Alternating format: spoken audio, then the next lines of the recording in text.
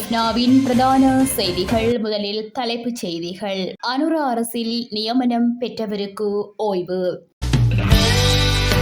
கிளிநொச்சி மதுபான சாலை விவகாரத்தில் சிக்கிய விக்கி. அன்று கோட்டா செய்ததையே இன்று அனுர செய்கிறார் அளுத்கமகே விமர்சனம்.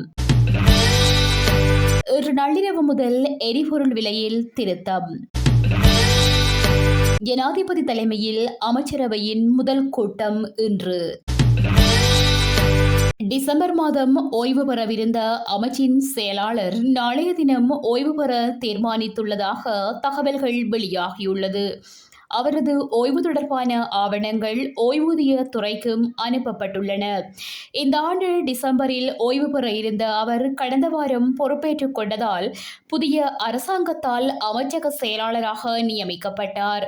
இந்த வருடம் டிசம்பர் மாதம் 3ஆம் திகதி ஓய்வு பெற இருந்த போதும் தனிப்பட்ட விடயம் காரணமாக இன்று முதல் ஓய்வு பெறவுள்ளதாக அவர் தெரிவித்துள்ளார். அதேவேளை சம்பந்தப்பட்ட செயலாளர் மீது குற்றச்சாட்டுகள் இருப்பதாக சிலர் புகார் தெரிவித்ததால் அவர் ஓய்வு பெற முடிவு செய்துள்ளதாக அரசு வட்டார தகவல்கள் தெரிவிக்கின்றன. கிளிநொச்சியில் அமைக்கப்பட்டுள்ள மதுபான சாலைக்கு தானே சிபார்சு கடிதம் வழங்கியதாக தமிழ் மக்கள் கூட்டணியின் செயலாளர் வி விக்னேஸ்வரன் தெரிவித்துள்ளார். ரணில் விக்ரமசிங்க அரசினால் பல நாடாளுமன்ற உறுப்பினர்களுக்கு மதுபான சாலை உரிமம் வழங்கி வைக்கப்பட்டிருந்தது. ஜனாதிபதி தேர்தலில் வெற்றியீட்டும் நோக்குடன் நாடாளுமன்ற உறுப்பினர்களை வளைத்து போட ரணில் விக்ரமசிங்க இந்த நடவடிக்கையை மேற்கொண்டிருந்தார். இந்நிலையில் ரணில் அரசில் பல தமிழ் எம்பிக்களுக்கு மதுபான சாலை உரிமம் பெற்றதாக தகவல் வெளியானது. இலங்கை தமிழரசு கட்சி, ஏபிடிபி, டெலோ உள்ளிட்ட கட்சிகள் மீது குற்றம் சுமத்தப்பட்டு வந்த நிலையில் தற்போது புதிதாக விக்னேஸ்வரனின் பெயரும் இதில் பேசப்பட்டது. இந்நிலையில் மாவட்ட நாடாளுமன்ற உறுப்பினர் என்ற அடிப்படையில் எனது மாவட்டத்தை சேர்ந்த பெண்ணொருவர் கிளிநொச்சியில் மதுபான சாலை அமைக்க சிபார்சு கடிதம் கேட்டார். அதற்கான சிபார்சு கடிதம் வழங்கினேன், அவ்வளவுதான். அதற்கு பின்னர் என்ன நடந்தது என எனக்கு தெரியாது என்று விக்னேஸ்வரன் கூறியதாகவும் தெரியவந்துள்ளது.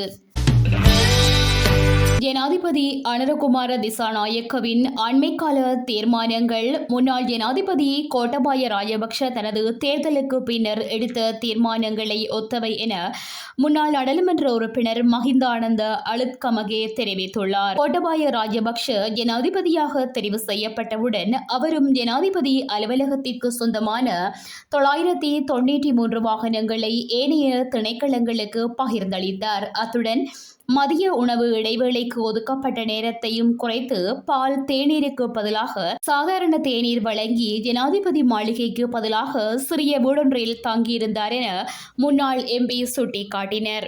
மக்களின் அதிக எதிர்பார்ப்புகளின் அடிப்படையில் அரசாங்கம் உருவாக்கப்பட்டாலும் அவ்வாறான அரசாங்கத்தை முன்னெடுத்து செல்வது கடினம் என தெரிவித்த மஹிந்தானந்த அளுத்கமகே கோட்டபாயவுக்கும் இதுவே நேர்ந்தது என கூறினார். இலங்கையில் இன்று நள்ளிரவு முதல் எரிபொருட்களின் விலையில் மாற்றம் செய்யப்படலாம் என்று எதிர்பார்க்கப்படுகிறது.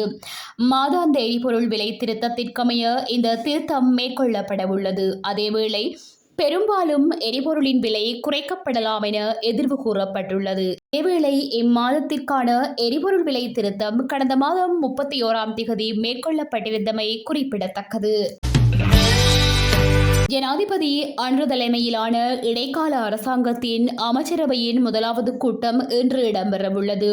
இந்த கூட்டம் இன்று பிற்பகல் ஜனாதிபதி அனுரகுமார திசாநாயக்க தலைமையில் நடக்கவுள்ளது. ஜனாதிபதி செயலகத்தில் அமைச்சரவை கூட்டம் இடம்பெறவுள்ளதாக தகவல்கள் வெளியாகியுள்ளன.